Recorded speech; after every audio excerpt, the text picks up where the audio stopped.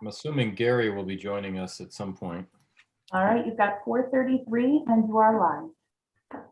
Okay, thank you. So welcome to the Planning Committee of the Common Council for Oneonta, New York.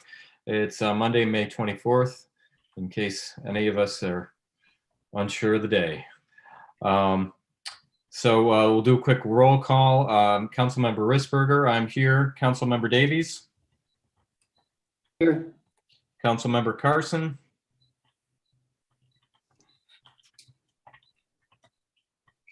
Councilmember Carson, you're muted. Here. And Councilmember Drenick? Yep. Okay. Did anybody have any questions, concerns about the approval of minutes from the last meeting? Okay. Oh, we also have Danny Lappin here. Danny, I haven't said hi. Welcome. And Greg Mattice as well. So we'll jump right into this. We put the brush and yard waste collection program on because there's kind of a conundrum here. And Greg, you can correct me as I'm going along if needed. But I know in the past we've had issues where DPW was getting behind a little bit on collection. So there would be some streets that hadn't had their waste collected yet. So of course, then there were complaints of the buildup. So now what's happened is DPW is requesting that people not put their leaf and yard waste out until the Monday of the week that their ward is getting picked up. The trouble is people that are being proactive, at least this year we had some nice days in April, people that were proactive in getting their yard waste into bags, they were putting it right by the side of the road, sometimes in the median, sometimes on their own property. And it might not have been their week, or in this case, it wasn't their week. And so they were getting notices from DPW reminding them not to put the waste out. So I don't know if any of you other council members got calls from people. I got an awful lot of calls from people not knowing what to do about those notes. And the trouble we run into is it would be great not to put stuff out, but I've got constituents that don't have carports or garages, and so they have no place to keep stuff out of the elements. And that was the other complaint from DPW is if bags were sitting out for 2 weeks and they got poured on, they'd lift the bags up and they would just disintegrate. What to do? Thoughts? Greg, actually, let me ask Greg first. Greg, do you have anything that I missed? Anything you want to add? Not specifically. I guess I think everybody understands, but we pick up once per month. We have a week for wards 1 through 4, a week for wards 5 through 8. We typically send out a crew of 2-3 days, Monday, Wednesday, Friday on the week of pickup. Sometimes we'll, depending on the schedule, what's going on, if we need a bigger crew for a job, we might send out more people on one day and, try to make, get through more of it in one day so that we have those people for other tasks on the other days. But typically we have to send out crews multiple times during the week because people don't follow the schedule exactly. Not everyone has it out by 7 a.m. Monday. They put it out through the week, as Dave was saying. So we have to go back out and cover the same streets again to make sure we get everything by the end of the week.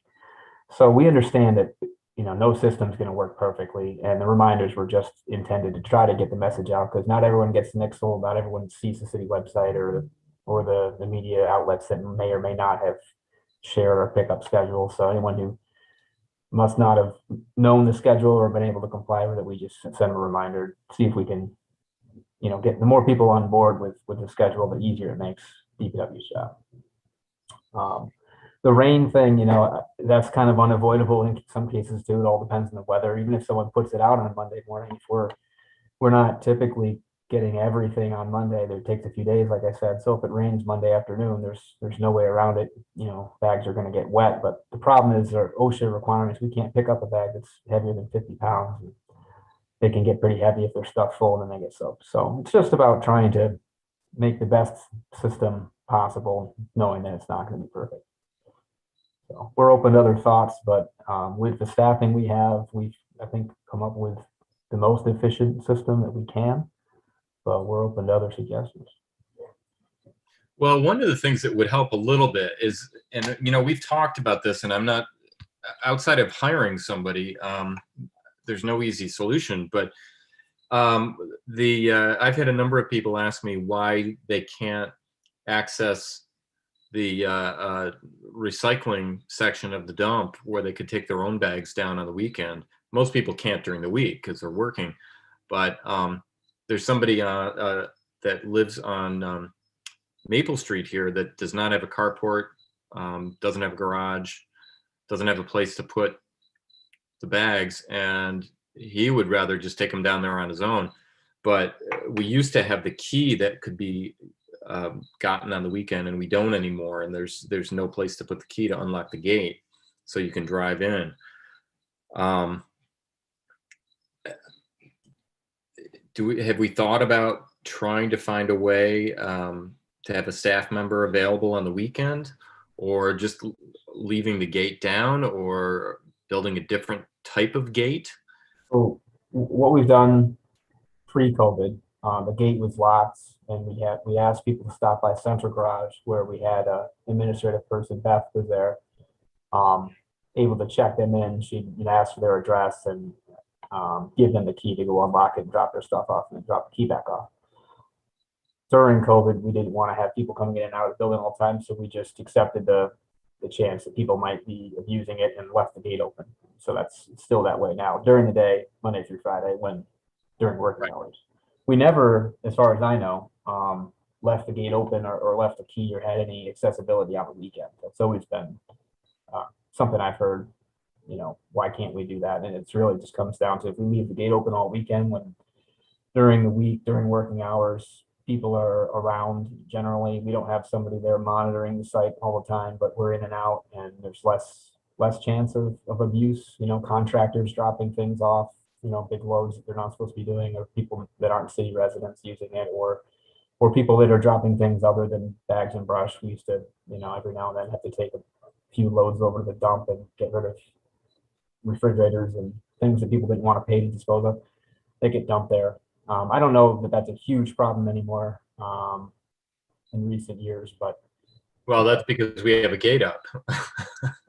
Well, the gate's been open during 2020, and I haven't heard that it's been a major deal. But over the weekend, when there's no one around, there's really no activity going down on the side of this lane. I think it just invites more abuse. There are also other raw materials that people sometimes like to take, gravel and that sort of thing, that we occasionally catch people dipping into. Greg, is there some way, what about leaving a bin at the gate, or parking one of our trucks at the gate or something, and just with a sign that if you have leaf bags, you can throw the leaf bags in so that it could be delivered in? You could hop in the truck on Monday morning, drive in and dump it. I mean, is that something that could be doable?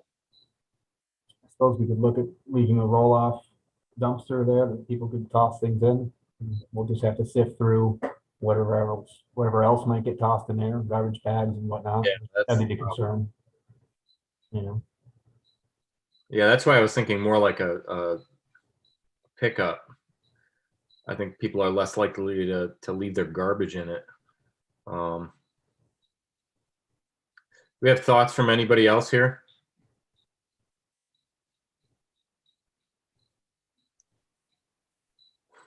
Crickets. Well, I will, Dave, say that I think it's a legitimate issue because a lot of people depend upon this. Yeah. And I think leaving the notes for people might have been a mistake because people may have seen it as a reprimand. But They did, at least the ones that the best way the best we can do to pick it up in a way that accommodates people. I mean, it's true, not everybody on the weekend can go to the dump. So, whatever we can do to try and accommodate people, I think it's a service that many people depend upon. And whatever we can do to accommodate it, I'm all for. Thoughts from any other council members here?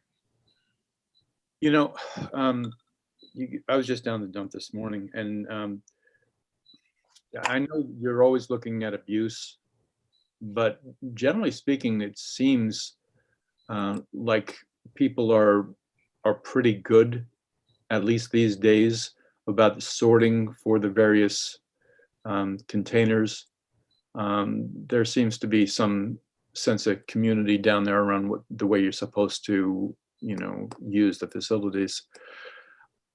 I would suggest trying a dumpster on a short-term, see if it works basis with some good signage that says, please, the community would like this to be something that works. Please don't put your trash in it, and see if it works. We could try that.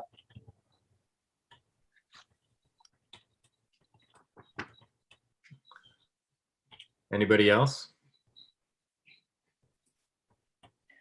Yeah, I agree with that line of thinking. Seems like there's very few solutions here, or none of them good, and that seems like the better solution, or a better solution. Okay. As So far if I as, understand this correctly, we're just looking at putting a small 1-yard dumpster down in front near the gate for on weekends so that we can put our bagged trash. Well, Yeah. Brush. Yeah, the brush debris. The only thing is, like, how quickly, Greg, would we be able to get that dumpster? I mean, would you guys be going dumpster diving Monday morning to get stuff out, or can you just take the dumpster in, dump it, bring it back, and if so, how long would it take? I mean, I think we would use the roll-off dumpster, so it wouldn't be a major task to pick it up, pull it in there, and dump it out again. Okay. The issue would be, when people put in things that shouldn't be there. When we collect, we're only collecting things that comply, and they're compostable bags, not plastic bags, all of that. So if there are garbage bags or anything else in there, we'll have to sift our way through them. We'll just have to take a peek and deal with it. I guess we'll see how it goes. We can try it though. We don't have any cameras down at that part of the dump, do we? No, Okay. it's a fake one. What's that? Fake one? Nothing. Well, we can give it a shot. I mean, it might be that you only get a few bags on the weekend. You don't even need to move it maybe once a month or so. But we'd have to check it for garbage. And if it turns out people are dumping garbage in it, then we're gonna have to come up with a different solution. I mean, is this an issue of just trying to do more outreach and education about the times and dates? I mean, I guess I don't know that how many folks would actually take advantage of the dumpster. There might be some, but other people might not be able to put them into their cars or have the cars to put them into. From the impression I got is the outreach is there. People know when stuff's getting picked up, but you can't, especially early in spring, you can't necessarily time your lawn cleanup with when pickup is going to be, because it might rain for 2 weeks straight, so you can't get out there. And then finally you're able to get out there one day, and you just have no place to put the bags to sit around. And what if you go on vacation, if you're gone for a week or more, and that's during pickup? People put stuff out early. So what people were telling me was they were upset with the message, with the notes, thinking that they were just being a proactive resident and trying to do their part to keep the community clean. So they felt like there was a little bit of a, finger wagging at them. And I understand the problem with having bags out there too long and getting soaked and then falling apart. It's problematic. So I agree with everybody here. I don't think there's a perfect scenario here on what to do. But if we can pick away at it, at least give people the opportunity to take it down if they want. And I can reach out and say, look, this is the issue. If you have the ability to keep your bags under cover as best you can, do so.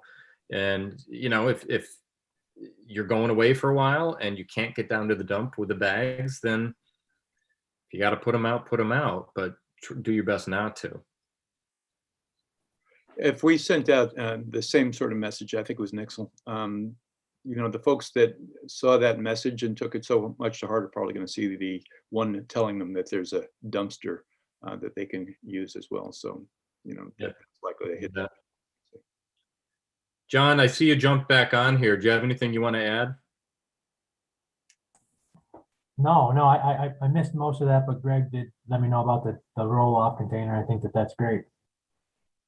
Well, we can give it a shot, see if it works. You guys can give us feedback on whether it was a good idea or not a good idea. So if we get lots of garbage in there, then we'll have to come back to the drawing board. Yeah, sounds like a plan. Okay, does anybody else have anything they want to add to that discussion? I would just say that the sign is probably very important. Yeah. I'd agree.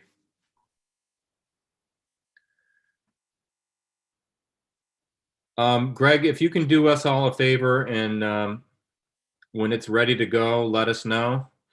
Or send the Nixle out so everybody gets it. I'm sure council members get Nixle also, so then we know. And I can send another email out to people in my ward so they're aware of it if they're not on Nixle. So, all right, let's move on. Planned downtown events update. Council member Drenick.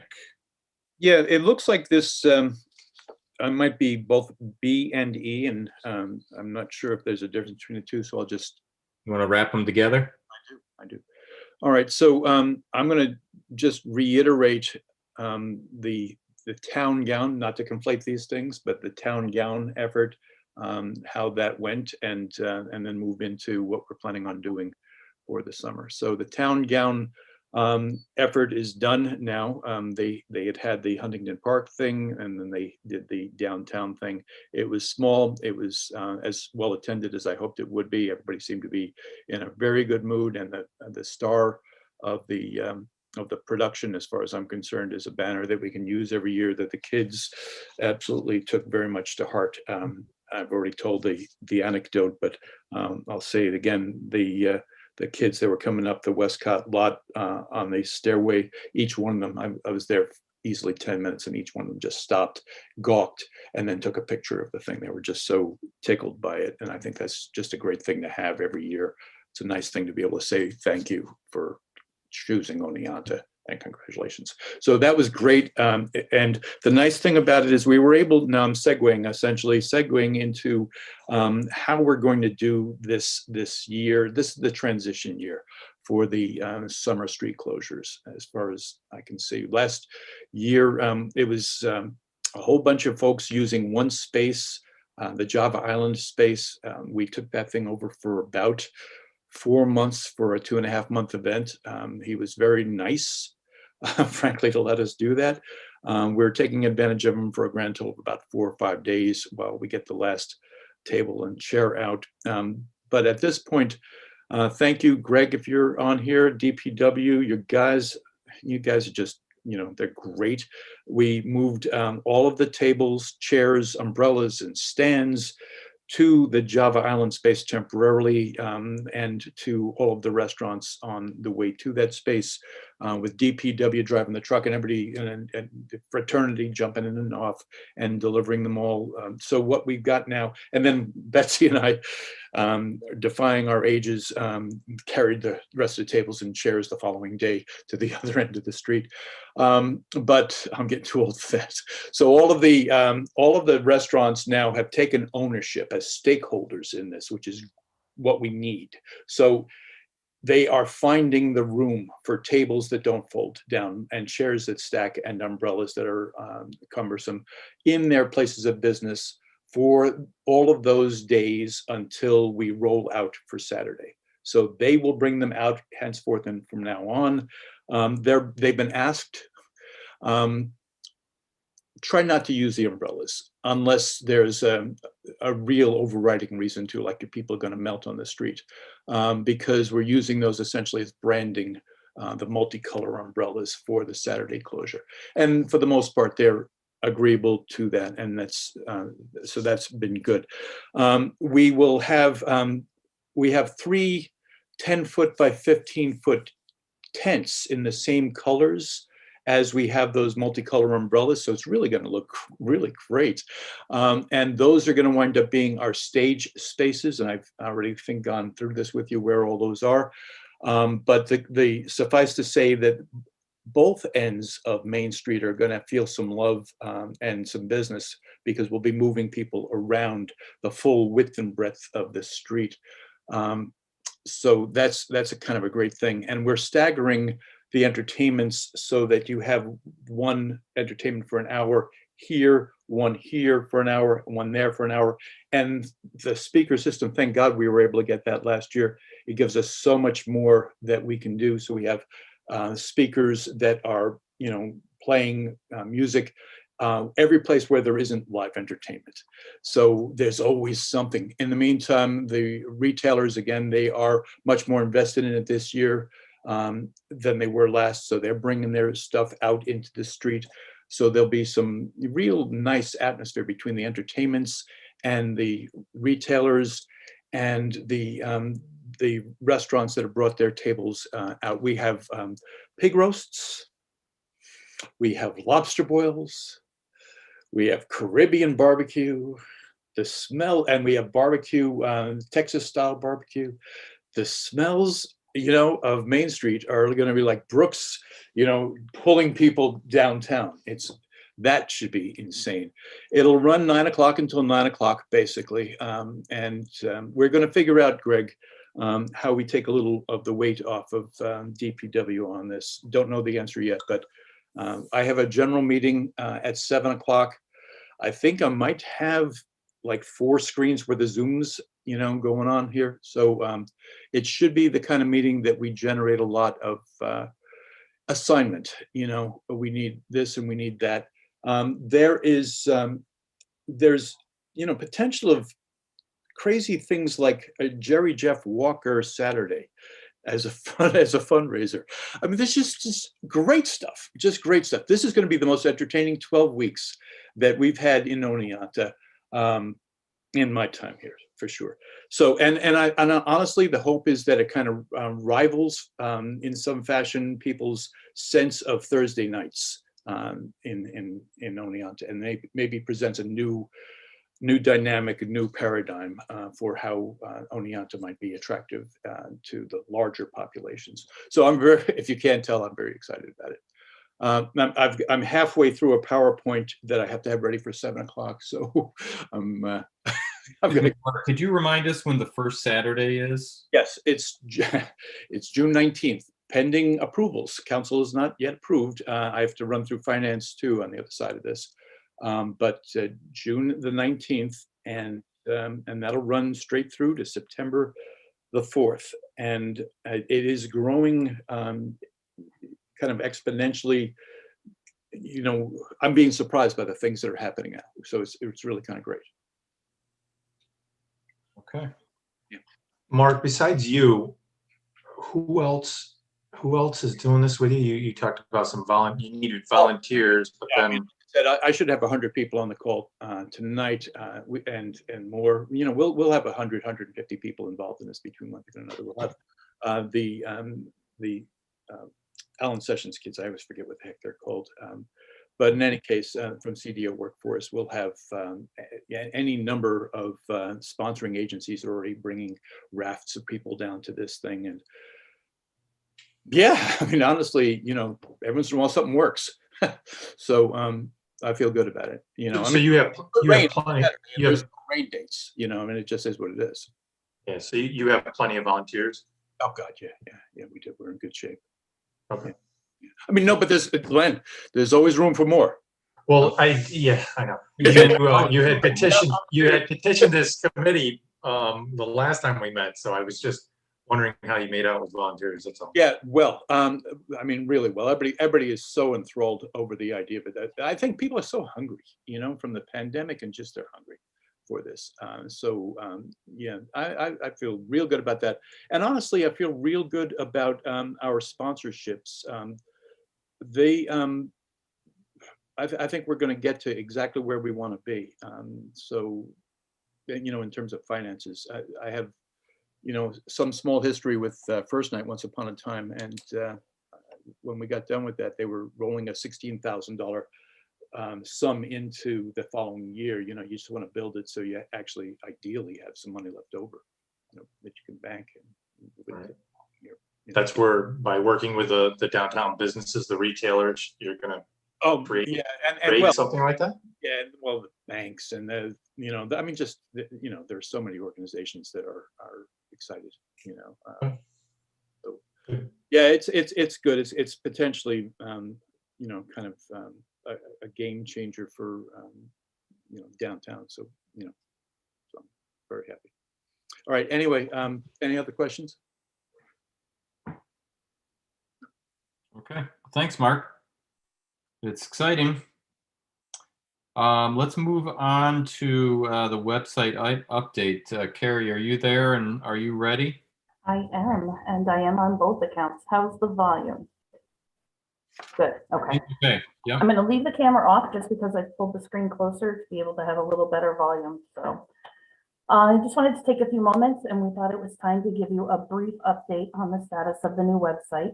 The migration of the website started back in March. It's been completed as of about a week to a week and a half ago. Any changes made since that March date, however, have to be added in manually, which is what we're working on now. The company has advised us that the average go live time is about 4 weeks. We're aiming for and have discussed with them a timeline that puts us closer to 3. Dave Corey and I have completed a refresher of the content management software, which if I thought that our other vendor was easy, this one far surpasses it. It's very user-friendly, very intuitive, and it's made making changes a breeze. So I just kind of wanted to, if you have a few seconds, show you what it looks like. So you'll see, hopefully you can see my screen, correct? Yes. Okay, excellent. So this will be our title page. Anything on our title page and anything on our website for that matter is 100% customizable. So you'll see we cycle through currently 4 different images of the city of Oneonta. They can also be videos if we find short video clips that we want to highlight in that location. At the top of here, we have a top alert bar that we can customize as needed. Right now, the link is turned off, which means it's simply broadcasting a message. We have the ability to put a link in there. For example, when COVID first started, we brought everybody to this COVID-19 page that you see down here. As we get closer, as that page becomes updated, as we have a better idea as to what's going to happen prior to going live, we'll be able to link to that particular site, draw people in to get the information they're looking for. We'll see a lot of this is placeholders. Right now, I've been working primarily on the council, boards and commissions, departments, everything that's changed since our migration. But you'll see we have the ability for these can be customized however we like. We can have as many of them or as little of them as we want. Employment opportunities will obviously take you to personnel. Downtown Revitalization Initiative will bring you to the DRI page with information as to the proposed plans. Public documents, just as it says, will bring you to the agendas, minutes. This is our third-party site where we store all of our budgets and all of our public-facing information.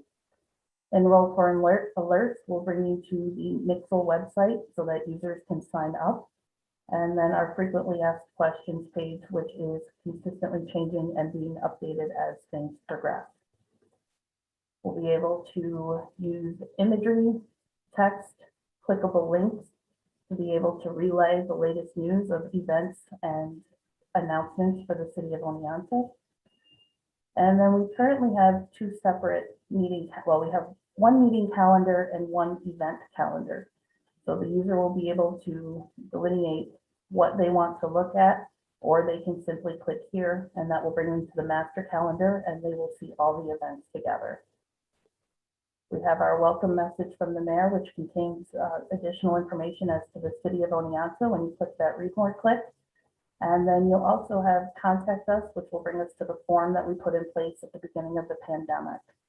Our social feeds are placeholders right now while we work on an API token, but you will see that you can look at our Facebook, our YouTube, and our Twitter, which will make it easier for people to find all of the information in one place. We've made all of these side menus flyouts, and it will tell you exactly what you can see under each individual header. Common Council members will bring you to very similarly what we have now with the profiles and the email links, but we've also made it clearer for people to know how to reach out to everybody. So all of these are clickable to include the phone number. If you're using a mobile device, we'll be able to reach out to you. We've also made a little redundancy here in that we placed the agenda and the meeting minutes just in case somebody thinks to look, hey, I'm looking for Common Council information, let's look there. Boards and commissions, similarly with the contact information, we have taken what used to be a text field in the bottom of the page that listed everybody, and we've put everybody's contact information and their roles. We also, which I'm very excited about, have the ability to upload documents. For example, we have an obstruction removal project in the environmental assessment mode. That document can be found here. Similarly, if you go to the airport department page, you'll be able to find information to find them on Facebook. You'll be able to link to their airport commission. You'll see the contacts and then any related links. So instead of having this text field where everything was just kind of thrown there without placement, you'll be able to easily find what you're looking for. City directory remains in place. Right now, the Planning Commission is soliciting comments for the Hawk Hill Solar Project. So there is a page there created. And then you'll be able to click on the link, which will bring you to the Google Maps location of the project so that people can see it.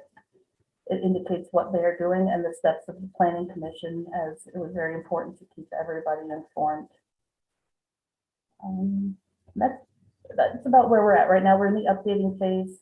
I don't know if anybody has any questions, anything specific that they'd like to know, because quite honestly, I could talk about this for a while. Glenn?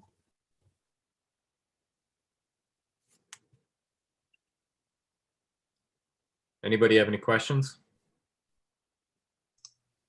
Carrie, is the economic development under Bring Your Business to Oneonta? Is, and right now, this is what it looks like. Okay. There are some minor tweaks to be made. When they migrated, it didn't come over 100%, but we're fixing links and moving things as we go. But you can still access, I mean, the link is not public yet, but it still works. Yeah, good. I just wanted to make sure that that came over. Yes, definitely. Okay, good. Harry, Yes, I know those pictures are just placeholders, but again, from my perspective, I think it's important to have more pictures that show vibrancy, people, festivals, a lot of people in the street, than just pretty pictures.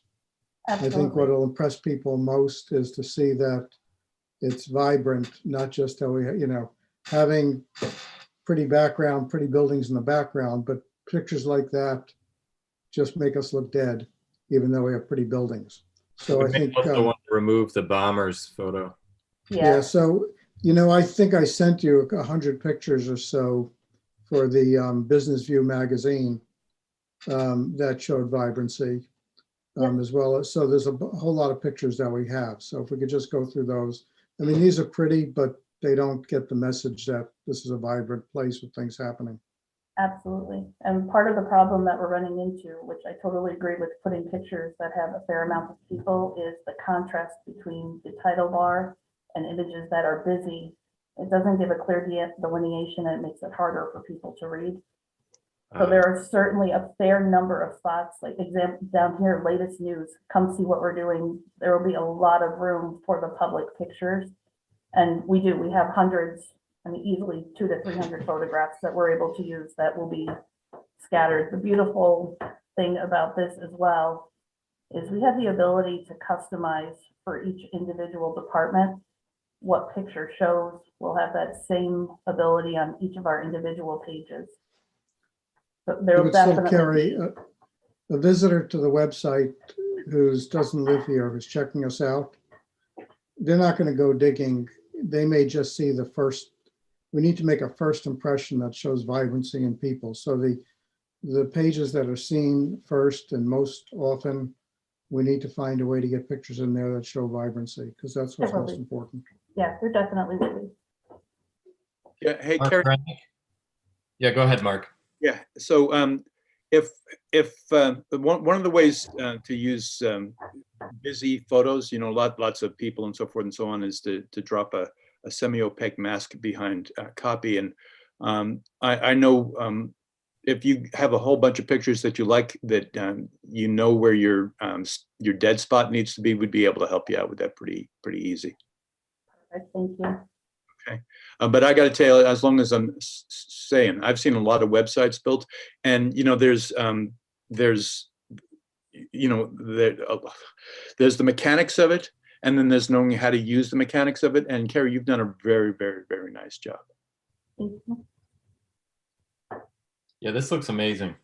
I know it's not done yet, but it looks amazing. We're getting there. The Yeah. pictures are one of the next things. We're going for content right now to make sure that if we do go live, we have a page that's got the information and the accuracy that we're looking for. I guess if I was going to say one last thing, Carrie, I don't Yeah. know, I might be outvoted on this anyway, which wouldn't be the first time. But if when this thing goes live, people, there's always somebody who wants to find that one thing to complain about. And I honestly, I don't know how married we are to we're onto something, but City of the Hills would probably gain us a whole lot of friends. You can definitely look for some logos. Yeah, And for what it's yeah, worth, Yeah, we paid I for it. would agree. Okay, does anybody have any other questions for Carrie? All right. Okay, next topic, Otsego County Hazard Mitigation Plan. Gary? I'll turn it over to Greg. He knows more about it than I do. Sure. I apologize. I don't know if my video, let me see if it works now. Okay. It wasn't working before, I figured it out. So this is just something that's, you've probably heard of it before. It's updated every 5 or 10 years.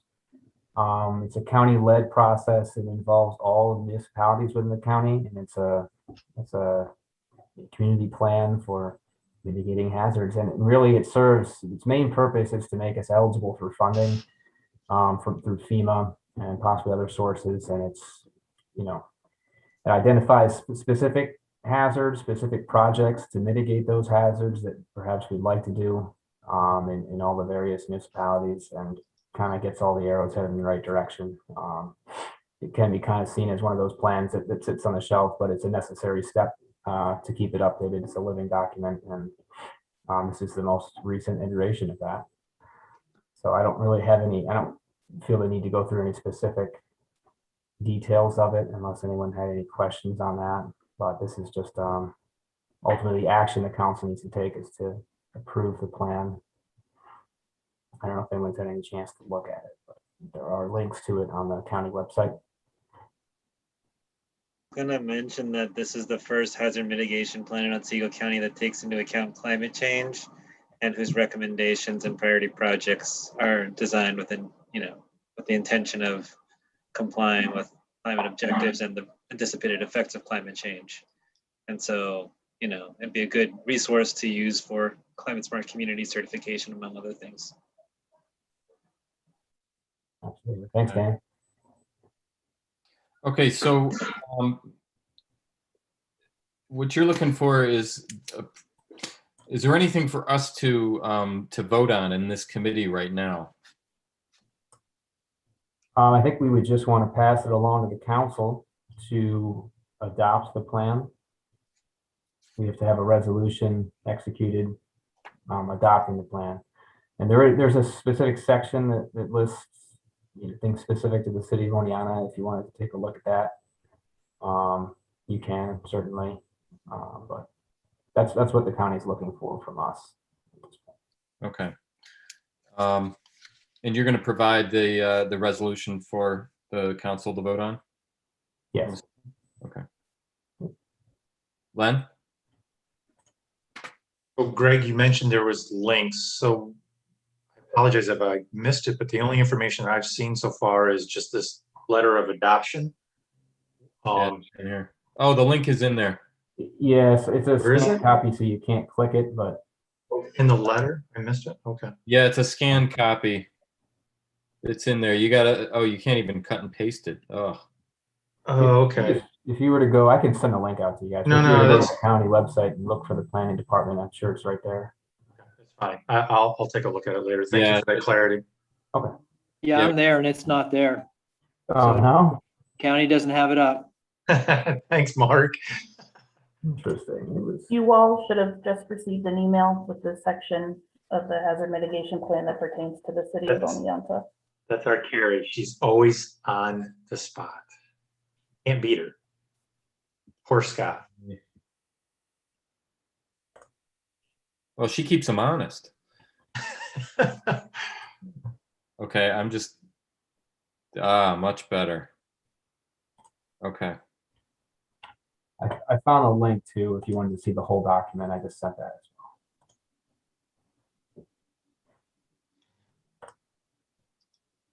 well. Okay, so the plan's 43 pages. Is this what we're looking at, Carrie? 43 pages for the section that's specific to the city. Okay. The link breaks that you with the entire plan has far, far more. Well, I obviously have, I think I'm not going out on a limb here and guessing that none of us have read this yet. So how soon do we need this approved, Greg? I'm not sure if there is a deadline associated with that. Perhaps, Danny, you don't happen to know, do you? I don't see anything in the letter. I could reach out to the county and see if there's a, Yeah, I'd probably have to follow up with Eric, but I imagine sooner rather than later.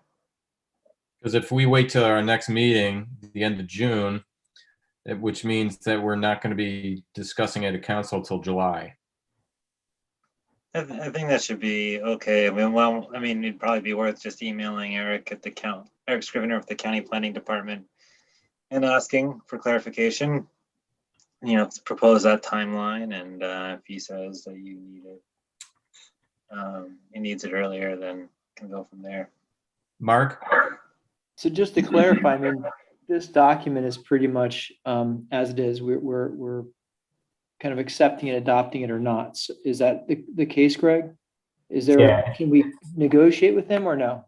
it's pretty much in its final form. I mean, if we saw something we really wanted to change, I mean, we can, I don't know what the process would be at that point, but we've been through a lot of iterations and it's pretty much in its final form. And keep in mind, it's a living document that I see. I don't think that you don't necessarily need to have that project listed on this document in order to get funding for it. If it were to be, there's a demonstrated need or a cost benefit analysis that's done on some hazard mitigation projects might come up that's not already on here. So I don't think it's something that it's not written in stone. Thanks. So the primary point of contact needs to be changed for the city of Oneonta. I'm looking at the page number 1. Yeah. The fire chief, emergency manager should be updated. So as such, I mean, there's some things that we can, the point that Len just made, updating some of the information. I would support putting it up to full council, and that will then allow us to be able to review that prior to the adoption. I don't think that we're going to look at this document, see a whole bunch of corrections and send it back. So again, I would support moving it forward. That way we can all review it and discuss it, find all the things that need to be addressed together. And this way we're able to expedite it a little bit more quicker. I would second that motion. So you're thinking discussion agenda then? Versus consent agenda? Correct. Sure. Yeah, just Gary, hit did you hear that? Okay. All right. Any other discussion about it? Okay. All in favor, just raise your hand. All right. There you go, Greg. Thanks. All right. I'm just jotting my own notes down here.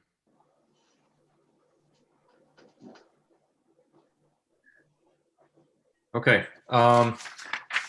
That's it for the topics on the agenda. Does anybody else have anything they want to bring forward or for discussion?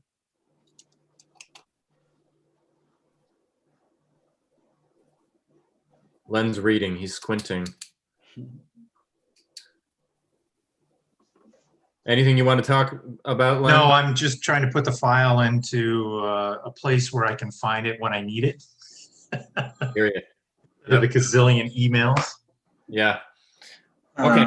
I guess if I might, I think it'd be, given the location of the Hawk Hill Solar Project, I think it'd be worth letting, residents know what's being proposed. Since it is in Strawberry Field, I think it's important that those city residents understand what the project is and where it's being proposed, so that way people don't feel blindsided that once we start moving along in the environmental review process and they hear about it offhand. I think that it'd probably be worth just making people aware. Plus, talking with the college about trail access. Also considering the adoption of a solar law. I think that's something that we had discussed during our meeting, Planning Commission. So We did discuss that. yeah, so I think that just being aware of that project and knowing that there's a lot of moving parts, I think it'd be worth just kind of keeping an eye on. While we're talking about that project, Danny, let me also update you that we have notified Nexamp, who is the company that is installing the panels, and it will be their project. They will own the panels. It'll be on Hartwick's land, but they will own the panels. We are not exempting them from taxes. There is a municipalities can opt out, cannot opt, I shouldn't say opt out. Municipalities can adopt a resolution to have solar installations be tax exempt. We have not done that. So I was notified about a month ago by Nexamp that we had 60 days to notify them that it was our intent to get tax revenue from that. And so I've been working with Rich Maxwell on that. We are notifying them that it is our intent not to exempt it. The taxes are not paid by Hartwick College, they'll be paid by Nexamp. And it's a pilot. It's done as a pilot, not taxes. And the IDA will negotiate a pilot with Nexamp. But we will get the main thing is we will get tax revenue off of that installation paid by Nexamp. And also, Danny, that's a great segue for me. I have a note here that I'm going to contact you. We need to schedule a time where you and I can meet with the residents that are directly impacted by this project. I've received emails on that. So I'll reach out to you probably tomorrow and we can schedule a date that'll work with the residents. Yeah, Hartwick College did send out notices to everybody who lives on the hillside there about it some time ago. yeah, I think they did. I think it'd be good to meet with them, Len. And I've encouraged and I've encouraged the residents who live up there that if there is any sort of meeting offline, that the discussion included therein is added to the official record, just to ensure full transparency, just to avoid the perception that people are making promises outside. official kind of realm. Mhm. I just want to, because I know that projects like these can be contentious. There's a lot of, especially if the city's first large, or second larger solar project, and considering where it is and the potential impacts associated with it, I think it's just important. And I think a meeting is a good idea. The short answer is yes. I'll just probably, ask permission to record everything so that way we can add it to the record and transcribe things. And Danny, if you want to have the council consider a solar law, reach out to John Rafter. He's the chair of the legislative committee. Sure. Yeah, I think it would be worth doing it just so it's on the books. The planning commission felt that to enacting a more, or asking council to enact a moratorium so that a solar law could be drafted is kind of counterproductive for this project, but having one on the books for future projects could be beneficial. And so that's kind of where we were, or where we are right now. Okay. But we will be definitely asking, I'll be sure to request that council and Rafter consider a solar law or adopting. Okay. All right. Does anybody else have anything they want to discuss? All right. Then we have a motion to close this committee meeting. Second. All right. And I get the thumbs up also. So, all right. Thanks, everybody. Thanks, everyone.